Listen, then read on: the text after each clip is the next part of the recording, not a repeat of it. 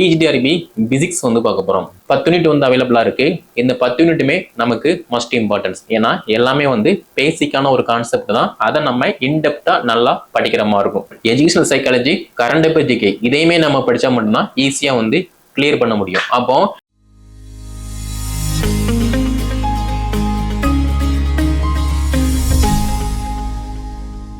TRP நடத்தக்கூடிய PGTRB எக்ஸாமினேஷனுக்கு நம்முடைய academy சார்பாக எல்லா மேஜருக்குமே new syllabus wise material, test page, Tamil medium and English medium எல்லாமே நம்ம வந்து காண்டக்ட் பண்ணிட்டு இருக்கோம். அதில் இன்னைக்கு நம்ம பார்க்க போகிற மேஜர் என்ன அப்படின்னா பிஜிடிஆர்பி பிசிக்ஸ் வந்து பார்க்க போகிறோம். ஸோ பிசிக்ஸ் சப்ஜெக்டை பொறுத்த மட்டும் இப்போ நியூ சிலபஸில் வந்து நிறைய அப்டேட் வந்து கொடுத்துருக்காங்க.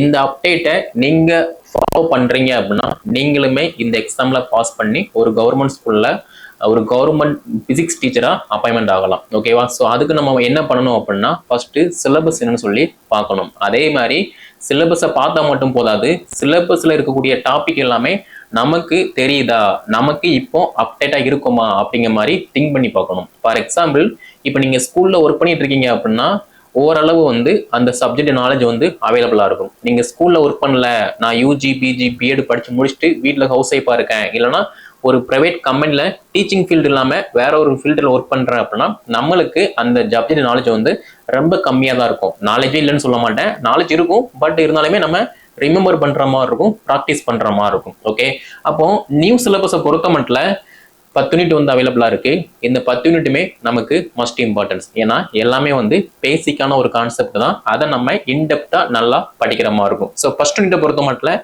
மேத்தமெட்டிக்கல் பிசிக்ஸ், செகண்ட் யூனிட்டை பொறுத்த மட்டும் கிளாசிக்கல் மெக்கானிக்ஸ், மூணாவது யூனிட்டை பொறுத்த மட்டும் எலக்ட்ரோ மேக்னெட்டிக் தியரி, நாலாவது யூனிட்டை பொறுத்த மட்டும் குவாண்டம் மெக்கானிக்ஸ், அஞ்சாவது யூனிட்டை பொறுத்த மட்டும் தெர்மோடைனமிக்ஸ் அண்ட் ஸ்டாட்டிக்கல் மெக்கானிக்ஸ், ஆறாவது யூனிட்டை பொறுத்த மட்டும் அட்டாமிக் பிசிக்ஸ் அண்ட் ஸ்பெக்ட்ரோஸ்கோபி, ஏழாவது யூனிட்டை பொறுத்த மட்டும் சாலிடு ஸ்டேட் பிசிக்ஸ், எட்டாவது யூனிட்டை பொறுத்த மட்டும் நியூக்ளியர் அண்ட் பார்ட்டிகிள் பிசிக்ஸ், அடுத்து 9வது யூனிட்டை பொறுத்த மட்டும் எலக்ட்ரானிக்ஸ், 10வது யூனிட்டை பொறுத்த மட்டும் எக்ஸ்பெரிமெண்டல் பிசிக்ஸ். அப்போ இந்த டாபிக் எல்லாமே நம்ம படிச்சிருப்போமா அப்படின்னு பார்த்தோம் அப்படின்னா யூஜி, பிஜியில் வந்து நல்லாவே படிச்சிருப்போம். ஓகேவா? அதே மாதிரி ஒரு டாபிக், அதாவது ஒரு யூனிட் இருக்கு அப்படின்னா அந்த யூனிட்டுக்கு கீழே நிறைய சப் டாபிக் வந்து கொடுத்துருப்பாங்க. அதையுமே நம்ம ப்ராப்பராக வந்து தெரிஞ்சு அறிஞ்சு படிக்கணும்.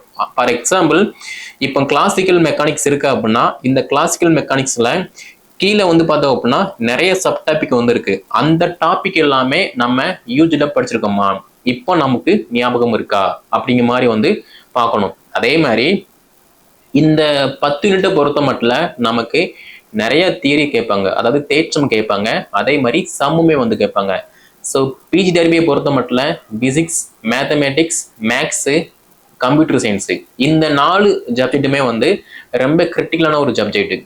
ஏன் சொல்றேன் அப்படின்னா மற்ற மேஜர் எல்லாமே தியரியை வச்சு கொஸ்டின் கேட்பாங்க, ஆனால் இந்த 4 சப்ஜெக்ட்டுமே வந்து பார்த்தீங்க அப்படின்னா சம்மை வச்சு கொஸ்டின் கேட்பாங்க. அப்போ அந்த சம்முக்கான ஆன்சரை நம்ம கண்டுபிடிக்கணும் அப்படின்னா ஃபர்ஸ்ட் அதுக்குள்ள ஃபார்முலா என்ன, தேற்றத்தோட அந்த அடிப்படையான ரூல்ஸ் அண்ட் ரெகுலேஷன் என்ன அப்படிங்கிற மாதிரி எல்லாமே தெரிஞ்சா மட்டும்தான் நம்மளால ஈஸியா அந்த கொஸ்டினை ஹேண்டில் பண்ண முடியும். அப்போ ஃபர்ஸ்ட் யூனிட்டை பொறுத்த மட்டும் வந்து பார்த்தோம் அப்படின்னா எல்லாமே மேக்சிமம் வந்து சம்மா இருக்கக்கூடிய வாய்ப்பு இருக்கு, அதே மாதிரி தியரியா இருக்கக்கூடிய வாய்ப்புமே இருக்கு. ஓகேவா? செகண்ட் யூனிட்டை பொறுத்த மட்டும் தேற்றம் இருக்கும், ப்ராப்ளம்ஸ், அதே மாதிரி அதை வந்து நம்ம சால்வ் பண்ற மாதிரி இருக்கும். அதே மாதிரி தான் கிட்டத்தட்ட 10 யூனிட்டுமே வந்து அவைலபிளா இருக்கு. அப்போ ஒவ்வொரு யூனிட்ல இருந்துமே கிட்டத்தட்ட ஒரு 5 கொஸ்டினோ ஒரு 6 கொஸ்டினோ வந்து சம்மா கேட்டாங்க அப்படின்னா நம்மளுடைய சிச்சுவேஷன் என்ன, நீங்க காலேஜில் ஒர்க் பண்றீங்க அப்படின்னா உங்களுக்கு அந்த நாலேஜ் வந்து கொஞ்சம் அப்டேட்டா இருக்கும். அதே இது காம்படிட்டிவ் எக்ஸாம் அப்படின்னு போனோம் அப்படின்னா அதுலேயுமே வந்து கொஞ்சம் கிரிட்டிக்கலா வந்து நம்ம படிக்கிற மாதிரி இருக்கும். அப்போ அதுக்கு தகுந்த மாதிரி நம்ம அப்டேட் ஆனா மட்டும்தான் ஈஸியா வந்து கிளியர் பண்ண முடியும். ஓகேவா? அப்போ PG TRB physics new syllabus wise நம்ம என்ன பண்ண போறோம் அப்படின்னா டெஸ்ட் பேஜுமே நம்ம கான்டாக்ட் பண்ண போறோம். அதே மாதிரி new syllabus wise material plus test பேஜுமே வந்து கான்டாக்ட் பண்ண போறோம். ஸோ இந்த வீடியோ பார்த்துட்டு இருக்க நீங்க நம்ம அகாடமியில் டெஸ்ட் மட்டும் ஜாயின் பண்றீங்க, அதாவது டெஸ்ட் பேஜ் மட்டும் ஜாயின் பண்றீங்க அப்படின்னா new syllabus wise major test, psychology test, current affairs, GK, Tamil தொகுதி தேர்வு இந்த மாதிரி எல்லா டெஸ்ட்டுமே வந்து கவர் ஆயிரும். உங்களுக்கான டெஸ்ட் டாபிக், என்னைக்கு டெஸ்ட் அப்படிங்கிற மாதிரி எல்லாமே கொடுத்துருவோம். நீங்க அந்த டெஸ்ட் டாபிக்கை படிச்சுட்டு அன்னைக்கான டேட்ல டைம்ல டெஸ்ட்டை வந்து அட்டன் பண்ற மாதிரி இருக்கும். சார் நான் வந்து அந்த டைம்ல ஃப்ரீயா இல்லை, ஒரு சில கமிட்மெண்ட் இருக்கு அப்படின்னா ஒன்றும் பிரச்சனை இல்லை. நீங்க எப்போ ஃப்ரீயா இருக்கீங்களோ அந்த டைம்ல நம்ம டெலிகிராம் குரூப்ல அந்த டெஸ்ட்டை அசஸ் பண்ணி அட்டன் பண்ற மாதிரி இருக்கும். இது வந்து டெஸ்ட் பேஜ் மட்டும். சார் எனக்கு வந்து மெட்டீரியல் பிளஸ் டெஸ்ட் பேஜ் ரெண்டுமே வேணும் அப்படின்னா நீங்க உங்களுக்கு தேவையான டெஸ்ட்டுக்கான மெட்டீரியல் அண்ட் டெஸ்ட் ஷெடியூலுமே அப்டேட் பண்ணுவோம். அதேமே நீங்க வந்து ஃபாலோ பண்ற மாதிரி இருக்கும். இது எல்லாமே நியூ சிலபஸ் வைஸ் தான் அப்டேட் ஆகும். ஓல்டு சிலபஸ் வந்து அப்டேட் ஆகாது. ஓகேவா? அதே மாதிரி சார் மார்க்கெட்ல வந்து இந்த புக்கம் வந்து கிடைக்கி இந்த புக்கை படிச்சா பாஸ் பண்ணிடலாமா அப்படிங்கிற மாதிரி நிறைய பேர் கேட்குங்க. அப்படிலாம் வந்து பாஸ் பண்ண முடியாது. ஏன்னா மார்க்கெட்ல ஒரு புக்கு கிடைக்க அப்படின்னா ரெஃபரன்ஸ் புக் வந்து நிறைய இருக்கும். அதுலயுமே வந்து நம்ம பர்டிகுலரா படிச்சா மட்டும்தான் பாஸ் பண்ண முடியுமே தவிர, அதாவது ஒவ்வொரு ஆதரமே வந்து ஒவ்வொரு கருத்தை வந்து சொல்லியிருப்பாங்க. அப்ப அதுக்கு தகுந்த மாதிரி நம்ம சூட்டபுளான ஒரு ஃபார்முலா வந்து எடுத்து படிக்கணும். அதை விட்டுட்டு அவங்க அப்படி இருக்கு இது இப்படி இருக்கு அப்படிங்கிற மாதிரி நம்ம மனசு அலபாய விட்டு படிச்சோம் அப்படின்னா எக்ஸாம் வந்து கிளியர் பண்ண முடியாது. அதே மாதிரி நான் ஃபர்ஸ்டே சொன்ன மாதிரி maths, physics, chemistry, computer science இந்த 4 சப்ஜெக்டை பொறுத்த மட்டும் நம்ம டெய்லியுமே ப்ராக்டிஸ் பண்ணா மட்டும்தான் அந்த எக்ஸாம் கொஸ்டினை வந்து ஹேண்டில் பண்ண ஈஸியா இருக்குமே தவிர, நான் ப்ராக்டிஸ் பண்ண மாட்டேன், படிச்சுக்கிட்டே இருக்கேன், படிச்சுக்கிட்டு மட்டும்தான் இருப்பேன் அப்படின்னா பாஸ் பண்ண முடியாது. ஏன்னா ஒரு டாபிக் நீங்க படிக்கீங்க அப்படின்னா அந்த டாபிக்ல இருந்து நீங்க டெஸ்ட் போட்டு பார்க்கணும். ஃபார் எக்ஸாம்பிள் இப்போ மேத்தமெட்டிக்கல் பிசிக்ஸ் இருக்கு. இந்த மேத்தமெட்டிக்கல் பிசிக்ஸ்ல வந்து டைமென்ஷனல் அனாலிசிஸ், அதே மாதிரி differential equation, order of equation, expression of coordinate, divergence இந்த மாதிரி இருக்கு அப்படின்னா இதுல இருந்து நீங்க ஃபர்ஸ்ட் படிக்கணும். படிச்சதை நீங்க டெஸ்ட் போட்டு பார்க்கணும். அப்படி டெஸ்ட் போட்டு பார்த்தா மட்டும்தான் இந்த டாபிக்ல இருந்து இந்த கொஸ்டின் கேட்பாங்க, இந்த ஃபார்மேட்ல வந்து கொஸ்டின் டைப் இருக்கும் அப்படிங்கிற மாதிரி உங்களுக்குன்னு சொல்லி ஒரு ஐடியா கிடைக்கும், ரியலைஸ் கிடைக்கும். அதை நீங்க ஃபாலோ பண்ற மாதிரி இருக்கும். அதை விட்டுட்டு நான் வந்து படிச்சுக்கிட்டு மட்டும்தான் இருக்கேன், டெஸ்ட்டே நான் போட்டு பார்க்க மாட்டேன் அப்படின்னா உங்களுக்கு ஒரு கொஸ்டினை எப்படி ஹேண்டில் பண்ணணும் அப்படிங்கிற மாதிரி ஒரு ஸ்ட்ராட்டஜி வந்து கிடைக்காது. அதே மாதிரி அந்த டைம்ல நீங்க பயந்துருவீங்க. ஐயோ இந்த மாதிரி கொஸ்டின் கேட்டாங்களே, இதை நம்ம எப்படி அட்டன் பண்ண, கரெக்டான ஆன்சர் வந்து இது இருக்கும் அப்படிங்கிற மாதிரி வந்து நமக்குள்ளேயே வந்து ஒரு பயம் வந்துடும். அப்போ இந்த பயத்தெல்லாம் போக்கணும் அப்படின்னா ஃபர்ஸ்ட் நம்ம பண்ண வேண்டியது ஒரு டாப்பிக்கை படிக்கணும். அந்த டாப்பிக்கை படிச்சு முடிச்சதுக்கு அப்புறமா டெஸ்ட் போட்டு பார்க்கணும். எப்படி நம்ம டெஸ்ட் போட்டு பார்த்துட்டோம் அப்படின்னாலே ஈஸியா இந்த எக்ஸாம்ல பாஸ் பண்ணிடலாம். ஓகேவா? இது வந்து மேஜர்.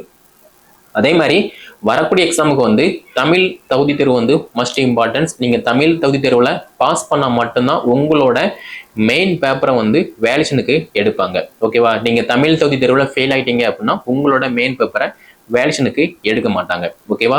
புரிஞ்சுக்கோங்க. அதே மாதிரி தமிழ் தகுதி தேர்வை பொறுத்த மட்டும் 6 to 12 வரைக்குள்ள எல்லா தமிழ் புக்குமே நீங்க நல்லா படிக்கிற மாதிரி இருக்கும். 10th புக்கு மட்டும் படிச்சு பாஸ் பண்ணிடுவோம் அப்படின்னா ஒண்ணுமே பண்ண முடியாது. கொஸ்டின் வந்து +1 +2லயோ இல்லைன்னா 9th 8th இருந்து கொஸ்டின் கேட்டாங்க அப்படின்னா அப்ப என்ன பண்ணுவீங்க? ஒண்ணுமே பண்ண முடியாது. ஸோ படிக்கிற நம்ம பர்ஃபெக்டா எல்லாமே படிச்சோம் அப்படின்னா ஓகே. ஏன்னா இது வந்து காம்படிட்டிவ் எக்ஸாம், ஒரு ஸ்கூல் எக்ஸாம் வந்து கிடையாது. ஓகே, ஸோ புரிஞ்சுக்கோங்க. நெக்ஸ்ட் என்ன அப்படின்னா மேஜரை மட்டும் ஃபோக்கஸ் பண்ணி நம்ம வந்து எக்ஸாம் வந்து கிளியர் பண்ண முடியாது. Educational psychology, current affair, GK இதையுமே நம்ம படிச்சா மட்டும்தான் ஈஸியா வந்து கிளியர் பண்ண முடியும். அப்போ நிறைய பேர் ப்ரீவியஸ் இயர்ல என்ன பண்ணாங்க அப்படின்னா, சார் நான் மேஜரை மட்டும் ஃபோக்கஸ் பண்றேன், சைக்காலஜி வந்து நான் அப்புறமா பாத்துக்கிறேன் அப்படிங்கிற மாதிரி வந்து சொல்லியிருக்காங்க. ஆனா அப்படி சொன்னவங்க யாருமே வந்து பாஸ் பண்ணல. சார் நான் மேஜரும் ஃபோக்கஸ் பண்றேன், சைக்காலஜியுமே வந்து நான் சைடு பை சைடு நான் ஃபோக்கஸ் பண்றேன் அப்படின்னு சொன்னவங்க எல்லாருமே பாஸ் பண்ணி இப்போ போஸ்டிங்ல இருந்துட்டு இருக்காங்க. ஸோ இந்த வீடியோ பார்த்துட்டு இருக்க நீங்க நான் மேஜர்ல மட்டும் படிச்சு 110 எடுப்பேன் அப்படின்னா அது வந்து பாசிபிள் கிடையாது. நீங்க மேஜர்ல ஒரு 75+ஓ 85+ஓ 95+ஓ நீங்க வந்து ஸ்கோர் பண்ணிடுவீங்க.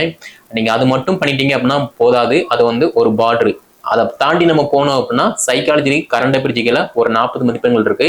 அந்த 40ல ஒரு 30-35+ நம்ம ஸ்கோர் பண்றோம் அப்படின்னா ஈஸியா நமக்கான அப்பாயின்மெண்ட் ஆர்டர் வந்து டைப் பண்ணிடலாம். ஓகேவா? அதுல வந்து எந்த விதமான மாற்று கருத்தும் கிடையாது.